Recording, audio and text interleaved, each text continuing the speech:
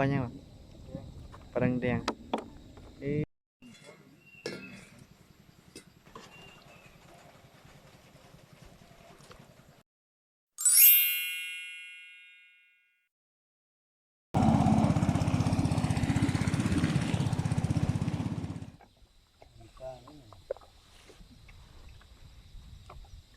ประโยชน์เนาะ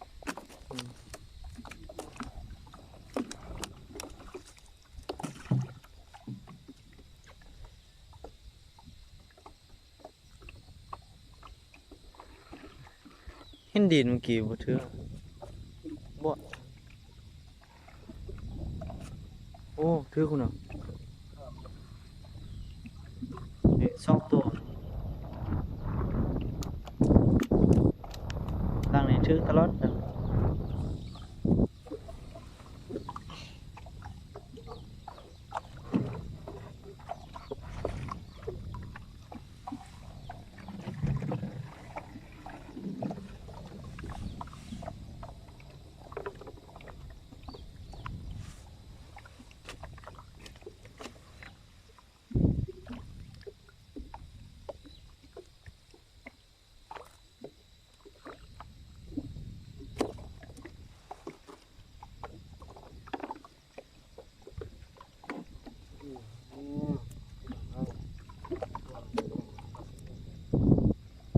ตอนนั้นเป็นราคาเนี่ย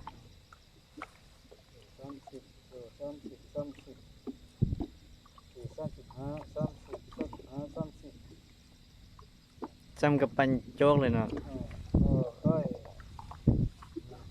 3เส้น4เส้น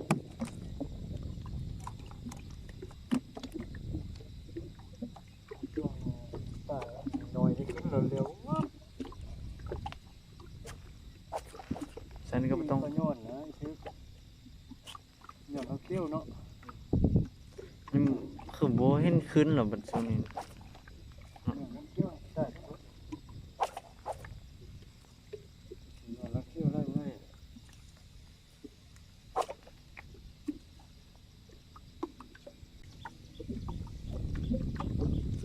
ได้3ตัว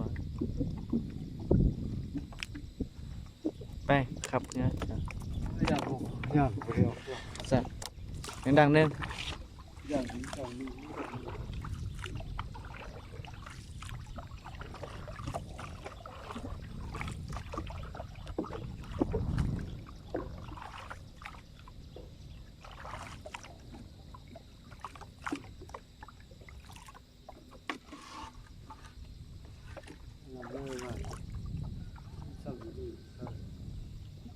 ได้เต็มรวงนึงครับจักรวงวันนี้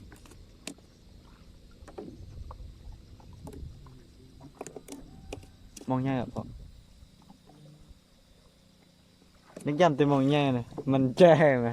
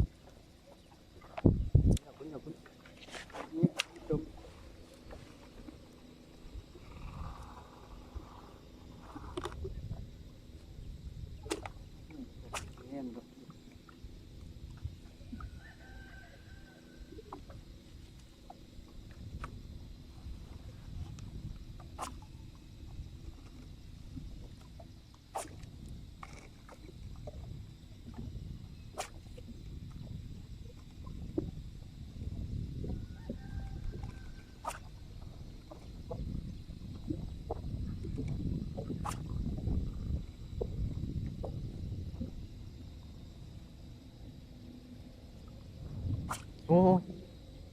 โอ้ปลายังวะปลาดังแดงเอ้ย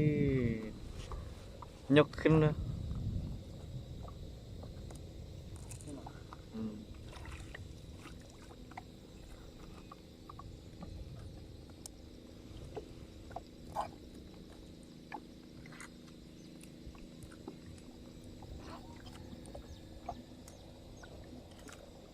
คักปลานี่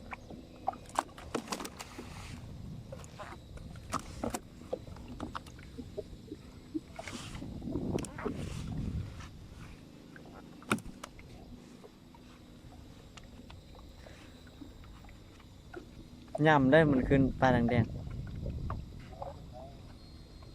เตรียมมองย่ำน้ำเนื้อเนาะ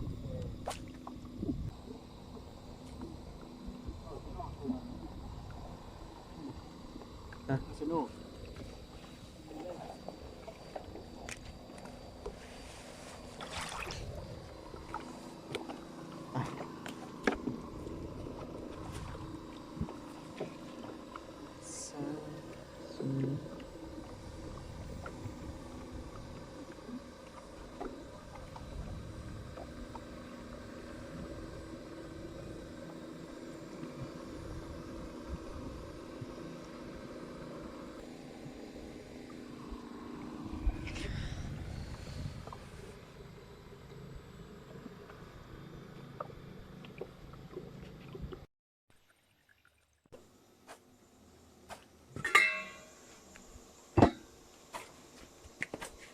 อ่อนละก่อนอ่อน เพื่อก่อน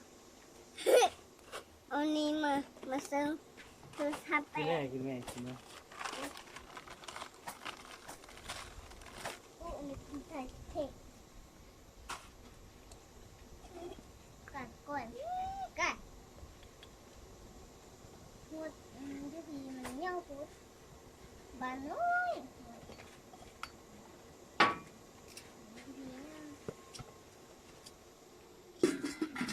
จ่องนี่ตรงนี้กล้วย อ๋อเอาไก่พอดีได้ปลาสงวนอย่างปลาแดงๆมาเฮ็ดแกงกินโอ้คักๆก่อนคักใส่จังหวะเผ็ด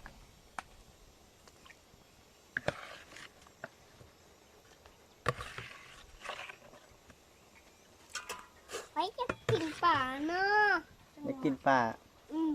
จังหวะไปอยากกินป่าอยู่ทางหน้า ปลาอยู่ซ่า ป่าอยู่ทางหน้าอยากกินป่าอยู่ทางหน้าจะได้เพิ่ม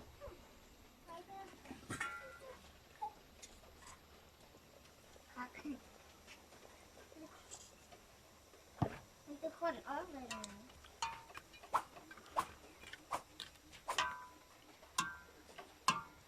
ไปอยากกินป่าเนาะกินอยู่ทางอ้าวเนาะป่าเนาะ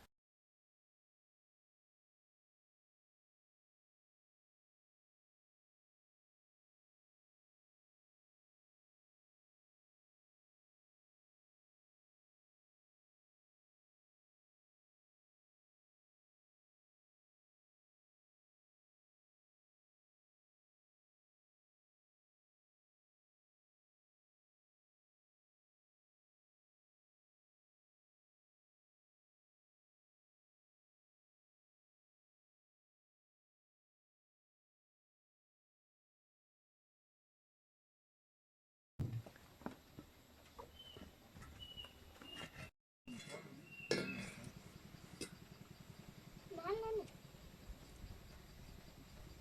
ใกล้แล้วใกล้แล้วใกล้แล้วใกล้แล้วใกล้แล้วใกล้แล้วใกล้แล้วใกล้แล้วใกล้แล้ว